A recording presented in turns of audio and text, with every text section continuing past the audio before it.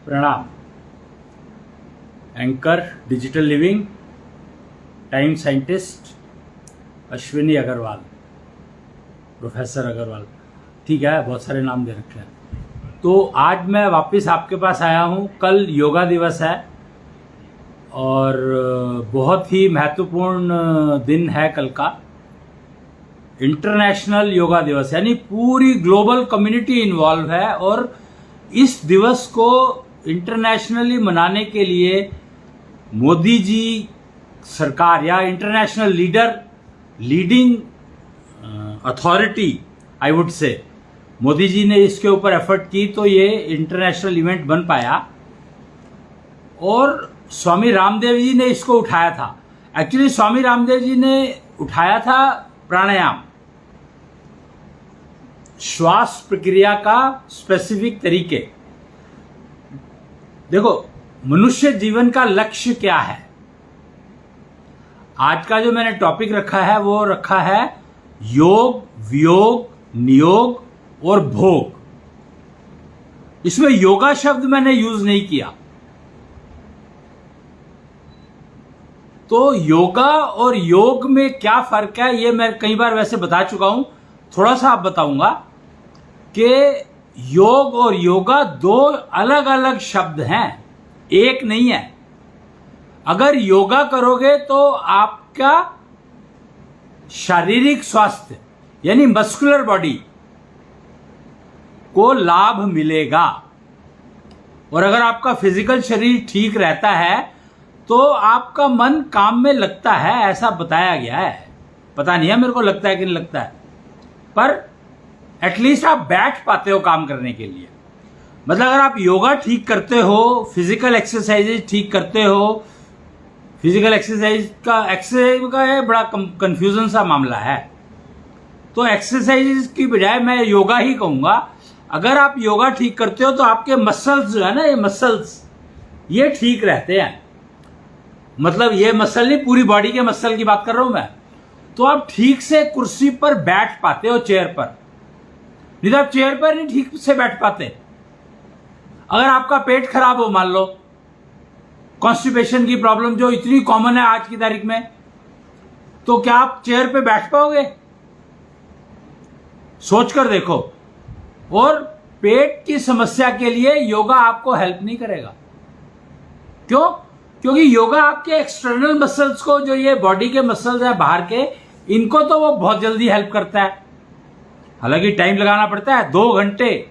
स्वामी रामदेव अपने ऊपर 2 घंटे सुबह, 2 घंटे शाम को लगाते हैं। ये अपने ऊपर टाइम लगाने का एडवांटेज क्या है?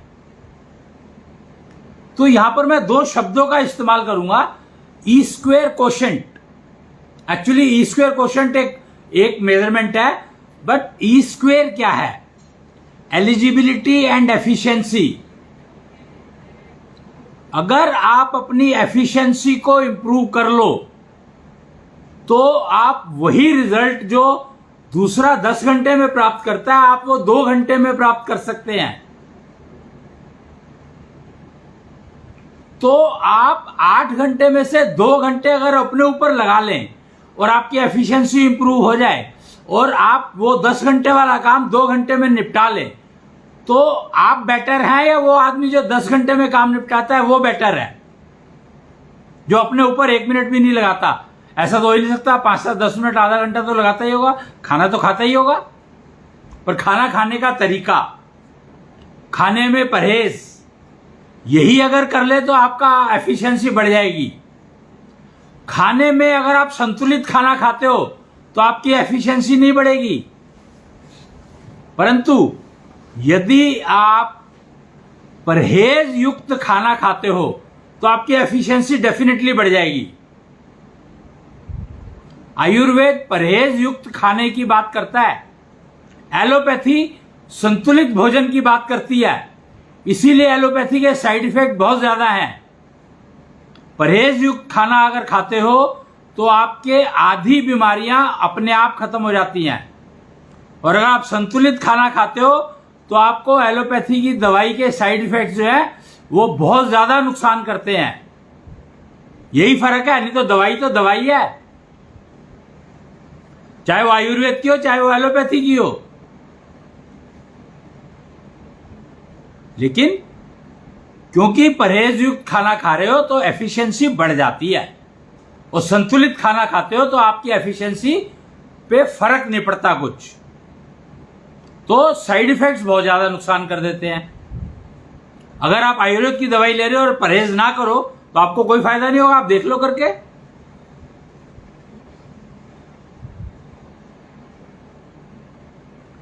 परहेज युक्त खाना आपकी एफिशिएंसी को बढ़ाता है। आयुर्वेद की जो दवाइयां हैं वो एक्चुअली आपके परहेज युक्त, आयुर्वेद की दवाई आपको पता है क्यों लेनी पड़ती है?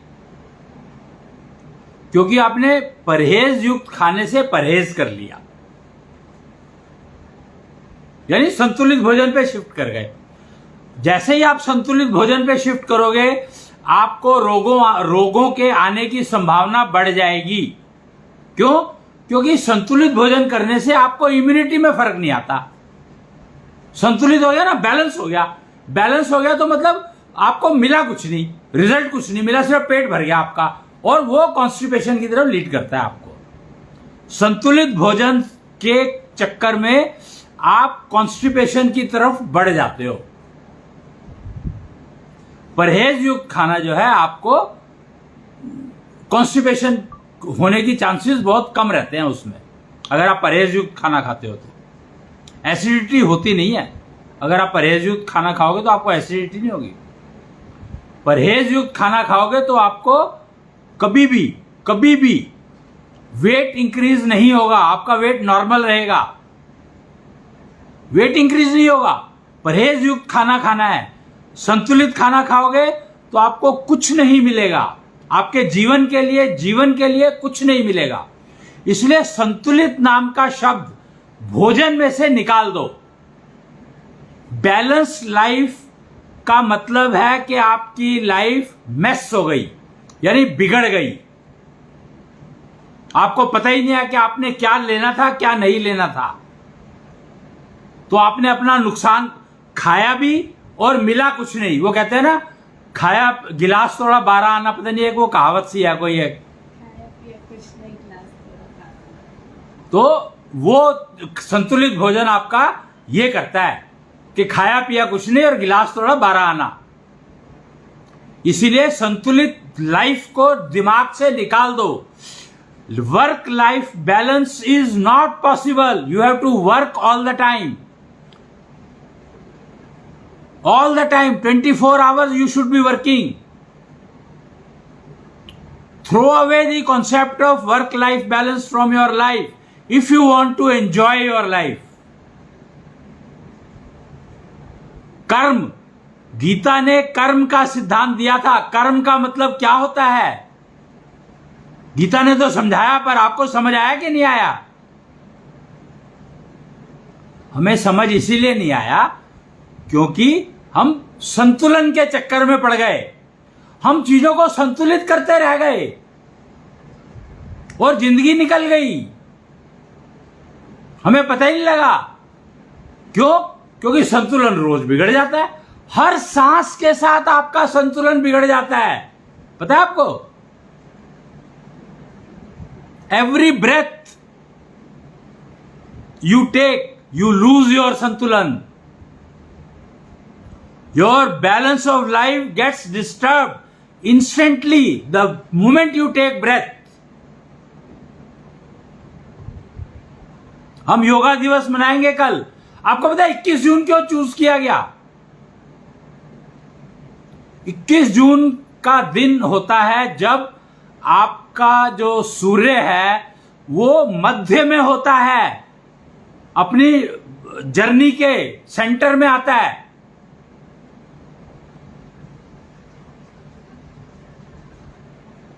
21 जून, 22 जून और 23 जून को वो चला जाता है साउथ की तरफ। अब प्रॉब्लम पता है क्या? लोगों को कंफ्यूजन की हद देखो। बैलेंसिंग के चक्कर में लोगों को सन की मूवमेंट के बारे में नहीं पता, वो बैलेंस करते रह गए, पता नहीं किस चीज को बैलेंस कर रहे हैं। अरे भैया, रोज सूर्य मूव कर रहा है तो तुम बैलेंस कैसे कर लोगे अपनी लाइफ को? मून, चंद्रमा रोज घट रहा है, बढ़ रहा है, वो अपने आप को बैलेंस नहीं कर पा रहा, तो आप अपनी लाइफ को कैसे बैलेंस कर लोगे? बैलेंस नाम के शब्द को जिंदगी से निकाल दो, फेंक दो अपनी उस जिंदगी से, अगर आप अपनी जिंदगी का उपयोग करना चाहते हो तो। निरोगी काया पाने का पहला वो है, ये नियम, पहला नियम है निरोगी काया पाने का, अपनी जिंदगी से बैलेंस शब्द को निकाल दो, फेंक दो उसको अपनी जिंदगी से निकाल करके। जब तक ये नहीं करोगे, जब तक आप निरोगी काया नहीं पा सकते, एश्योर्ड। क्यों? सूर्य आपको बैलेंस होने नहीं देगा, चंद्रमा आपको बैलेंस होने नहीं देगा। चंद्रमा तो बता रहा है कि भैया बैलेंसिंग नाम की कोई चीज नहीं होती, देखो मैं रोज मेरी क्या हालत है। इतनी अच्छी ट्रेनिंग दे रहा है वो, हम लेने को तैयार नहीं है। चंद्रमा की पूजा कर देते हैं, भाई तू जा। सूर्य कहता है मैं तो तुम्हारा रोज का बैलेंस बिगाड़ूंगा ही, तुम कर लो क्या करोगे। तो साइंटिफिक कम्युनिटी ने सोचा हम सूरज के ऊपर चढ़ जाएंगे और उसको बैलेंस कर लेंगे। Imagine the height of स्टूपिडनेस।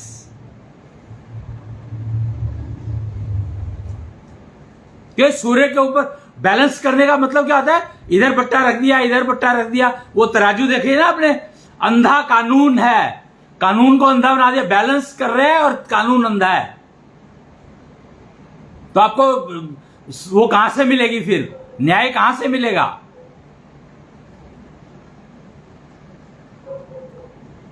Balance कभी होगा ही नहीं, क्योंकि बैलेंस नाम की कोई चीज होती नहीं है। सूर्य रोज कहता है मैं तुम्हें बैलेंस नहीं होने दूंगा। वो दो तरफ की मूवमेंट एक साथ कर रहा है, ईस्ट वेस्ट, नॉर्थ साउथ। मतलब कमाल है उसका कि वो दो साइड की इतनी मूवमेंट एक साथ कर रहा है कंटिन्यूअसली। तो आपकी लाइफ में बैलेंस वो कैसे होने देगा? सवाल ही नहीं उठता। सूर्य आपकी लाइफ में बैलेंस नहीं आने देगा, होने नहीं देगा। और चंद्रमा चीख चीख कर कह रहा है कि लाइफ में बैलेंस करोगे नहीं, बैलेंस करोगे तो कुछ नहीं मिलेगा। बैलेंस नाम की कोई चीज होती नहीं है। मैं रोज घटता हूं, मैं रोज बढ़ता हूं, मेरे को ही नहीं पता होता कब मैं पूरा हो गया। मैं पूरा होने की अपने उसको एंजॉय नहीं कर पाता। सबसे ज्यादा सफर कौन कर रहा है इस दुनिया में, पता है आपको? सबसे ज्यादा सफरिंग किसकी है? सबसे ज्यादा सफरिंग है चंद्रमा की। सबसे ज्यादा सफर कर रहा है वो। सफर नहीं, घूम नहीं रहा है, सफर, कष्ट झेल रहा है। और आप चंद्रमा की पूजा कर रहे हो तो आप सोचोगे वो सारा कष्ट आपको मिल रहा है कि नहीं मिल रहा, और आपको पता भी नहीं लग रहा। कितनी साइलेंटली चंद्रमा अपना सारा कष्ट तुम लोगों को बांट रहा है और तुम उसको लिए जा रहे हो, और फिर कह रहे हो कि हमारी लाइफ ठीक नहीं चलती, निरोगी हम हो ही नहीं पा रहे। कैसे होगे भाई? सूरज तुम्हारी लाइफ में बैलेंस नहीं होने देता, तुम बैलेंस करने में लगे रहते हो। सूरज होने नहीं देगा, वो कह रहा है मैं नहीं होने दूंगा। चंद्रमा कहता है भैया मैं तो कष्ट में हूं, तो मैं तो तुम्हें दूंगा ही, पूजा करो मेरी, मैं तुम्हें कष्ट दूंगा। और लोग लेने को तैयार है, सारे के सारे, महिलाएं। इमेजिन चंद्रमा की पूजा कर रही है और वो चंद्रमा उनको कष्ट दे रहा है, और उनको समझ नहीं आ रहा कि चंद्रमा की पूजा करके वो कष्ट क्यों ले रही है। ऐसी क्या चंद्रमा से उनकी रिश्तेदारी है जो उसका कष्ट लेने को तैयार है, और अपनी जिंदगी को बर्बाद बना लिया उन्होंने। कमाल है। तारे, नक्षत्र, वो अपनी मर्जी से चलते, मतलब हाथ देखो, नक्षत्र अपनी मर्जी से चलते हैं, उनको किसी से कोई लेना देना नहीं है। और एस्ट्रोलॉजर कहता है अब चंद्रमा इस नक्षत्र में चला गया, तो भैया चंद्रमा गया ना, क्योंकि चंद्रमा को कष्ट इतने हैं बेचारे को, वो नक्षत्र नक्षत्र घूमता फिर रहा है कि मेरे को कोई इलाज दे दो, मेरे को कोई सोल्यूशन दे दो, मेरे कष्टों का निवारण का कुछ कर दो। नक्षत्रों से भीख मांग रहा है चंद्रमा।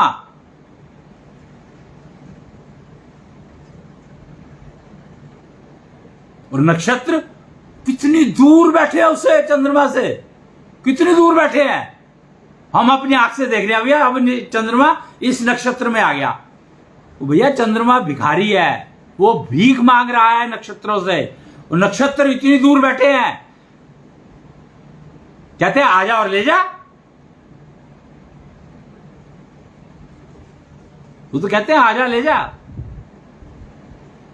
और क्या चंद्रमा जा पा रहा है? सोचो। कष्टों के निवारण देने को तैयार है देने वाला, पर चंद्रमा ले नहीं पा रहा। कारण एलिजिबिलिटी, इसी को योग्यता कहा गया है। पुअर एलिजिबिलिटी, उसने अपनी योग्यता बढ़ाई नहीं। उसको लगा कि वो राजा है तो वो राजा की तरह से रहेगा। 27 उसने नक्षत्रों को अपनी बीवियां बना दिया, रानियां बना लिया। बताओ,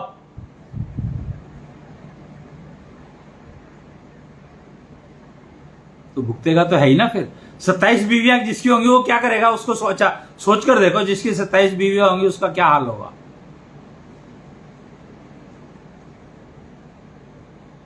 इमेजिन करके देखो।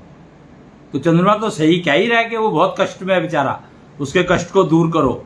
दूर अपने आप करना पड़ेगा, योग्यता बढ़ाएगा तो कष्ट दूर होगा ना, ऐसे कैसे हो जाएगा?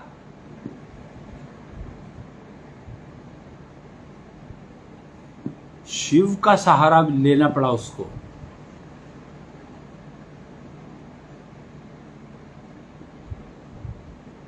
सोचो चंद्रमा कितने कष्ट में होगा कि अल्टीमेटली उसको इलाज के लिए शिव के पास जाना पड़ा।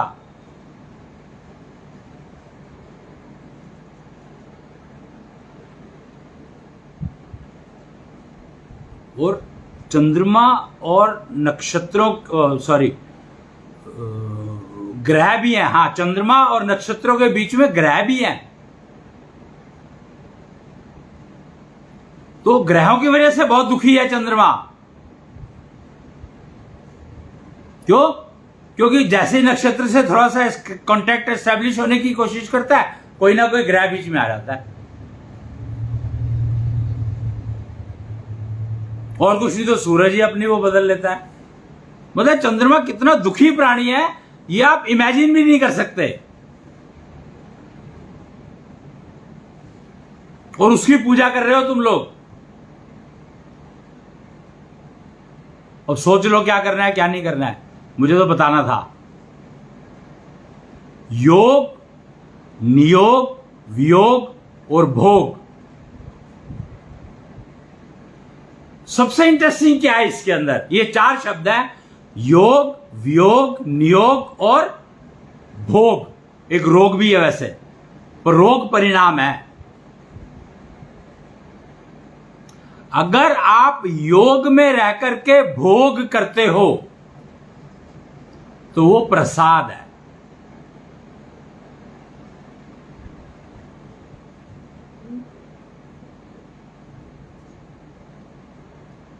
अगर आप योग में रह करके भोग करते हो तो वो प्रसाद है। तो वो आपको रोग नहीं आने देगा।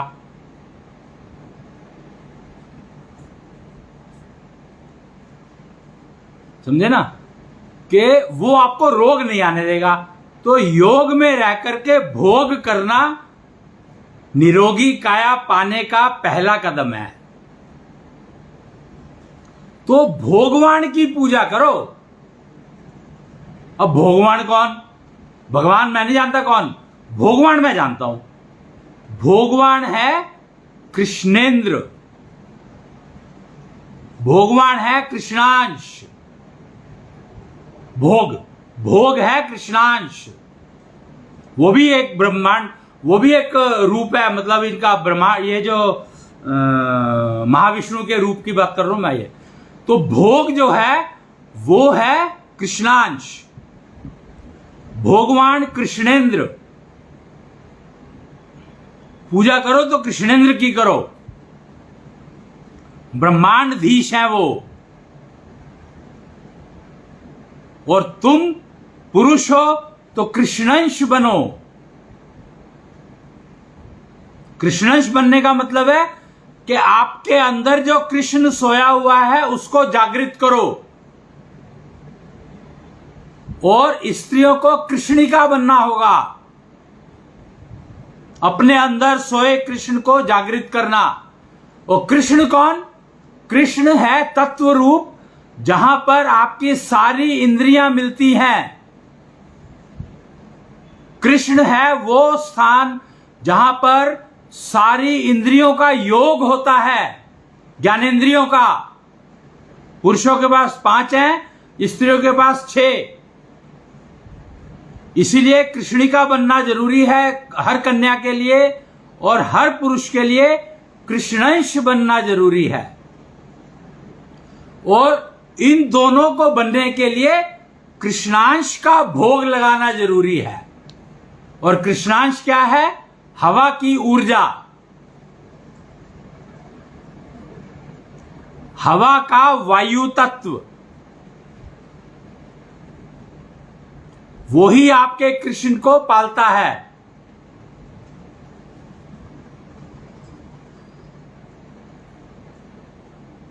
वही आपके उसको पालता है, कृष्ण को पालता है। यानी सारी इंद्रियां आपकी एक पॉइंट पर इकट्ठी होती हैं, जहां पर मिलती हैं, योग होता है जहां पर उनका, इंद्रियों का, वही पॉइंट कृष्ण कहलाता है।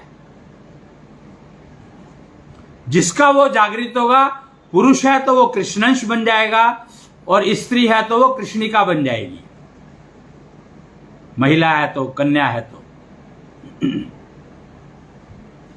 इसलिए कन्या होना बहुत बहुत कन्या का कृष्णिका बनना सबसे ज्यादा इंपॉर्टेंट है। उसका एकमात्र कारण है कि कन्या को 6 सेंसेस दी गई हैं, पुरुष को 5। और 5 सेंसेस को संभालना कितना मुश्किल काम है ये समझ ही सकते हो। तो 6 को संभालना और कितना मुश्किल होगा ये सोचो। तो बिना कृष्णिका बने 6 सेंसेस को संभालना तकरीबन असंभव है।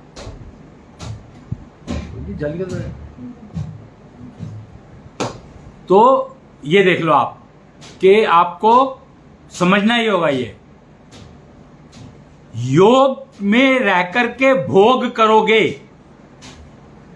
तो निरोगी रहोगे, रोग नहीं आएगा आपके पास। योग का मतलब मैंने बता ही दिया, 5 सेंसेस का योग होता है कृष्ण तत्व से, तत्व पर। और कृष्णांश का भोग करोगे तो योग होगा।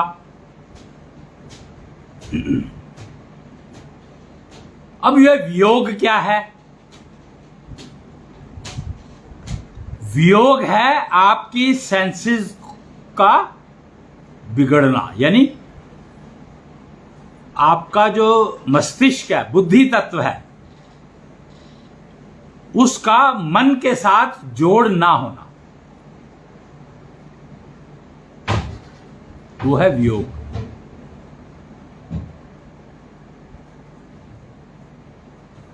मन का बुद्धि के साथ जितना वियोग होगा उतना ही कंफ्यूजन होगा। आप ये मान लो, मोटा मोटा जो रिजल्ट है, जितना ज्यादा कंफ्यूजन है आपको, समझो उतना ही आपका मन और बुद्धि आउट ऑफ सिंक है, वो कनेक्टेड नहीं है आपस में, मेल में नहीं है। तो ये दो मन और बुद्धि वियोग में जब तक है, जब तक आप दुखी हो, कंफ्यूज्ड हो, कष्टों में हो, दुखी हो, आपको समझ नहीं आ रहा कुछ। कंफ्यूजन का मतलब है आपको समझ नहीं आ रहा मैं क्या करूं, क्या डिसाइड करूं, काम करना है नहीं करना है, कौन सा काम करना है, कैसे करना है। ज्यादातर ऐसे लोगों को मिसयूज करते हैं लोग,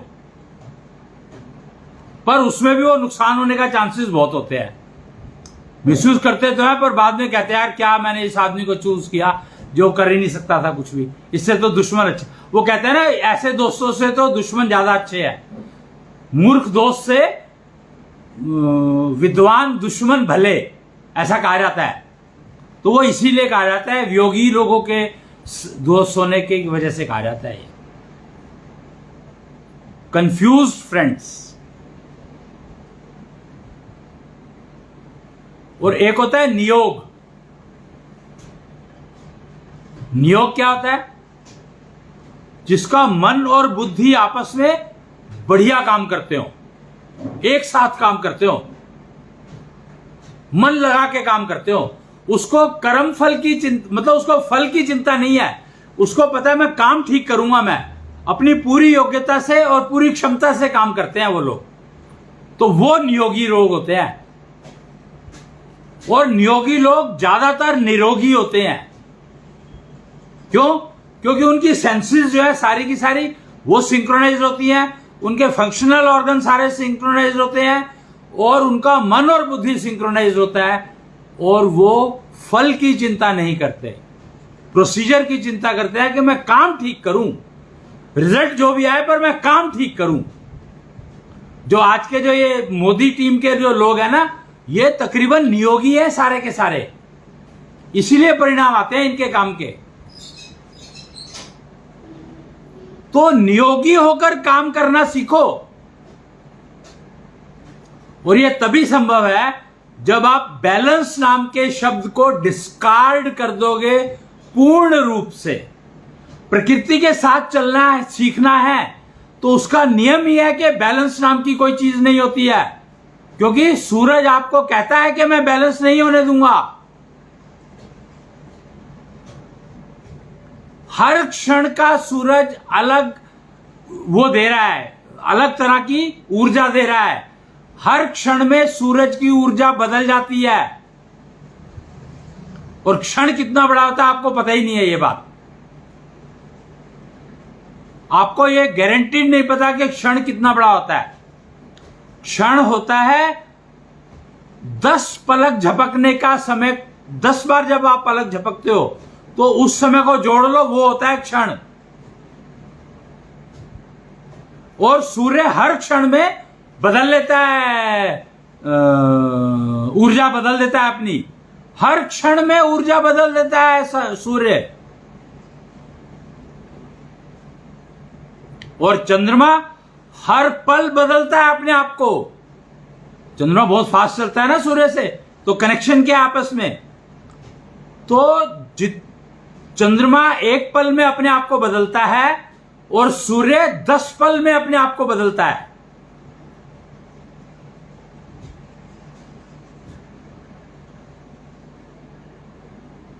अब आप हिसाब लगा लो, गणित कर लो कि आपको क्या करना है। सक्सेस एश्योर्ड होती है उसको जो नियोगी बन के काम करता है, क्योंकि वो काम करने पर ध्यान देता है, परिणाम पर ध्यान नहीं देता है। जो कि गीता का क्लियर कट संदेश है। गीता ने कहा है कि फल की इच्छा मत कर, फल के बारे में मत सोच, वो तो मिलेगा ही मिलेगा, पर कर्म तुझे करना है, श्रम तुझे करना है। कर्म करना मतलब कौन सा काम चूज करना है, मेरे को पिक करना है वो, और श्रम मतलब उस काम को इंप्लीमेंट करना।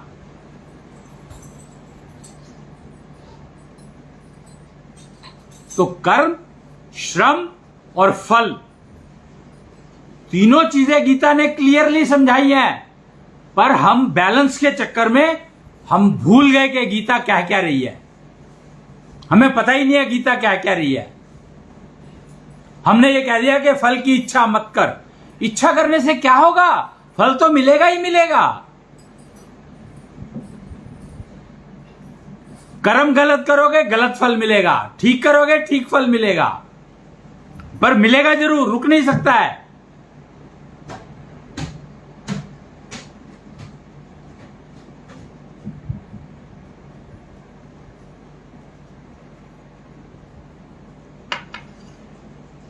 कोई चॉइस नहीं है। गीता ने कहा है कि कर्म करो एकाग्रता से। एकाग्रता से। एकाग्रता क्यों संभव नहीं है? चंद्रमा हर पल बदल जाता है भाई। दो ही तो जो प्लैनेट्स हैं, ये ग्रह हैं, जो दो ये एंटिटीज हैं जो आपकी जिंदगी को सबसे ज्यादा इफेक्ट करती हैं, सूर्य और चंद्रमा। चंद्रमा हर पल बदलता है और सूर्य हर क्षण बदलता है।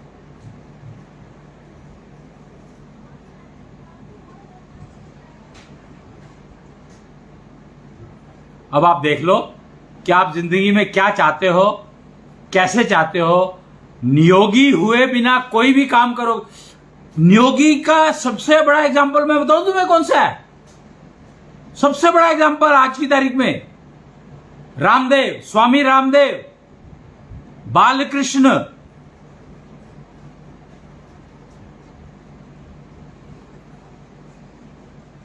ये नियोगी हैं, और भी होंगे,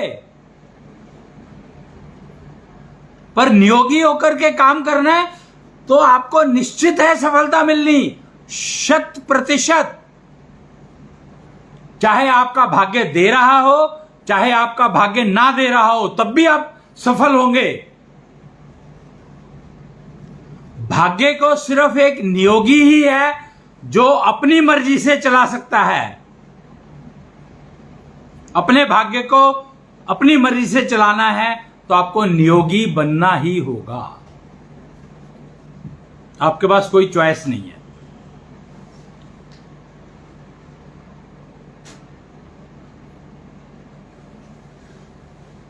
और भोग तो मतलब भोग के बारे में तो शायद बताने की जरूरत है ही नहीं। भोग के बिना कुछ काम ही नहीं चलता। और आपकी सारी ज्ञानेंद्रियां भोग करती हैं, पता है आपको।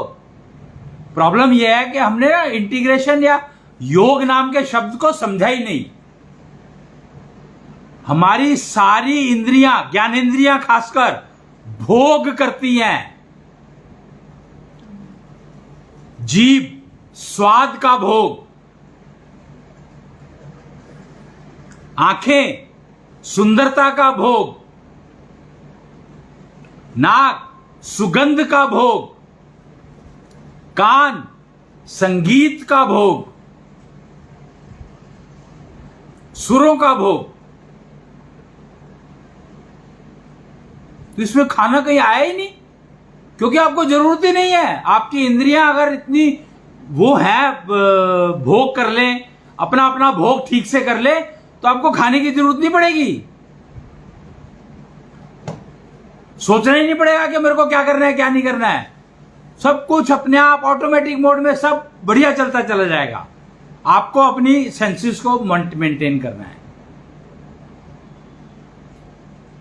स्वाद, अगर आप स्वाद अनुरागी नहीं हो तो आपकी जिंदगी बेकार है।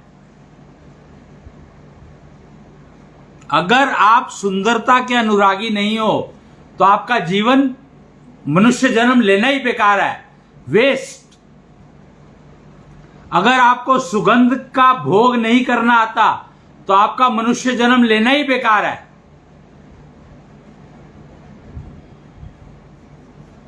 और अगर आप सुर ना पकड़ पाए तो आपने जिंदगी में कमाया ही क्या, सीखा ही क्या।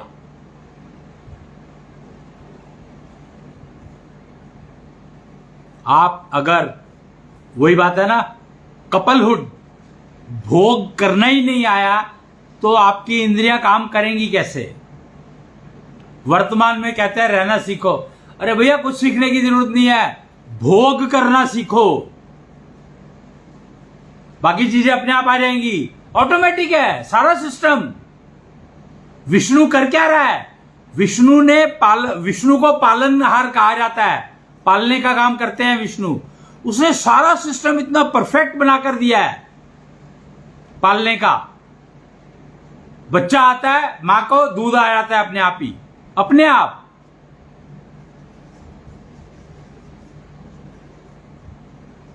नाभि से नाभि जोड़ दी, एस्ट्रोमैप ट्रांसफर हो गया अपने आप।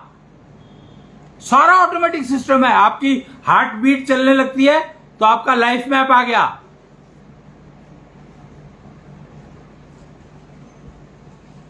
सब कुछ सो मच ऑटोमेटिक। पर कहीं ना कहीं कंफ्यूजन कहीं पर आया, जिसकी वजह से हम लोग डर गए। हम सूरज से डर गए और हमने दिन में घर से बाहर निकलना छोड़ दिया और फिर विटामिन डी की गोलियां खाने लगे। चंद्रमा कह रहा है मैं हर पल बदलता हूं, तो हमने चंद्रमा की पूजा शुरू कर दी।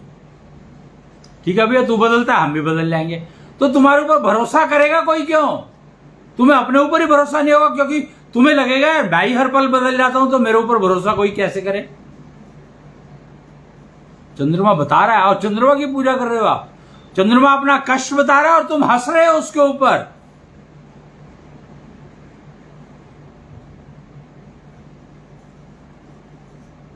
कमाल है। अगर आप किसी के कष्ट पर हंसोगे तो क्या परिणाम मिलेगा आपको, सोचकर देखो।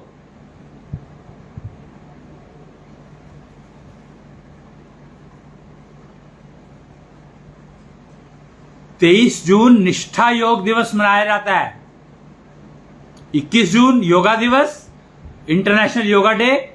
योग दिवस नहीं है, वो योगा दिवस है। इसीलिए उसमें सेंसेस की बात कोई नहीं करता। उसमें ज्यादातर कर्मेंद्रियों की बात होती है, ज्ञानेंद्रियों की बात कोई नहीं होती है। कर्मेंद्रियों की बात होती है। हाथ पैर ऐसे ही ला लो, फलाना कर लो, उछल लो, उल्टे हो जाओ, सीधे हो जाओ।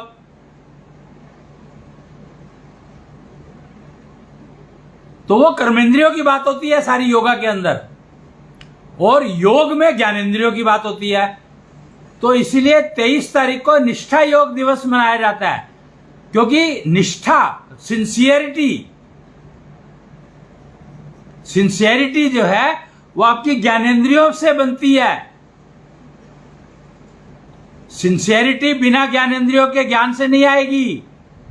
जब तक ज्ञानेंद्रियां भोग नहीं करना सीखेंगी तब तक सिंसियरिटी आपके अंदर डेवलप नहीं होगी। कर्मेंद्रियों से सिंसियरिटी नहीं आती है।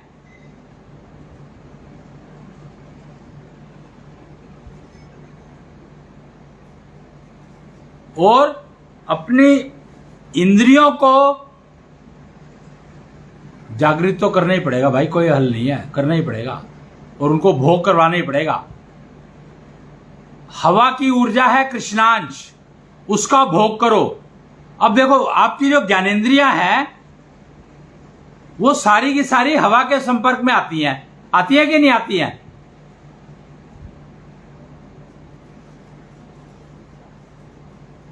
पांच ज्ञानेंद्रियां, पांचों की पांच हवा के संपर्क में आती हैं।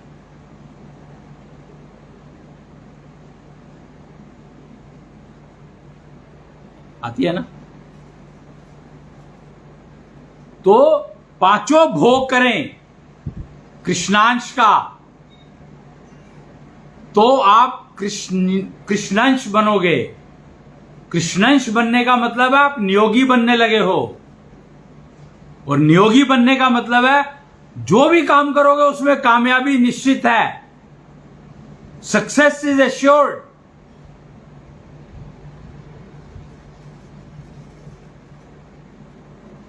तो 23 जून, क्योंकि 23 जून को सूर्य दक्षिण की तरफ चलने लगता है।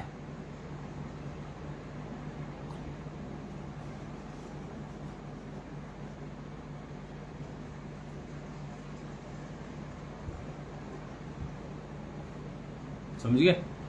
23 जून से दक्षिण की तरफ चल देता है सूर्य।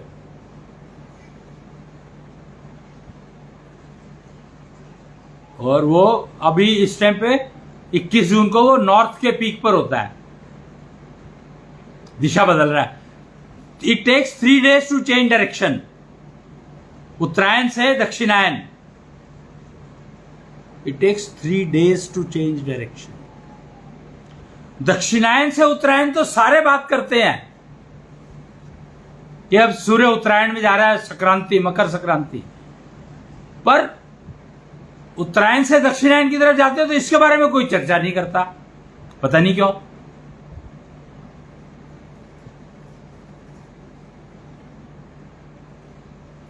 काम उत्तरायण में करने होते हैं, जो अगर उत्तरायण के किए हुए काम आपको मोक्ष देते हैं। भीष्म पितामह ने जब प्राण छोड़े थे तो उत्तरायण की इंतजार की थी, यानी मोक्ष, मुक्ति। जब उत्तरायण की तरफ होता है तो मोक्ष और मुक्ति की बात करते हो, और जब दक्षिणायन की तरफ होता है तब किस चीज की चर्चा करनी चाहिए? तब हमें प्रोसीजर्स का अभ्यास करना है, अपना प्रोसीजर्स का अभ्यास। एलिजिबिलिटी इंप्रूव करेगा, योग्यता को बढ़ाएगा।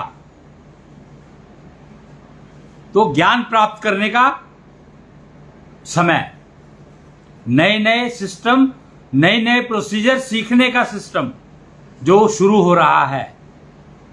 और निष्ठा योग, आज मैंने जो जानकारी दी है आपको सूर्य चंद्रमा के बारे में, इनको समझो। और मनुष्य जन्म ही एक ऐसा जन्म है जिसमें ये सीखना समझना संभव है।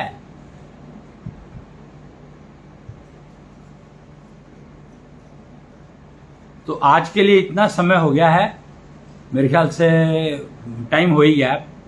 तो आज के लिए इतना ही, और मूल वाक्य से मैं आज के इसको सेशन को समाप्त करूंगा। प्राणाचार्य मूल वाक्य बहुत इंटरेस्टिंग है ये।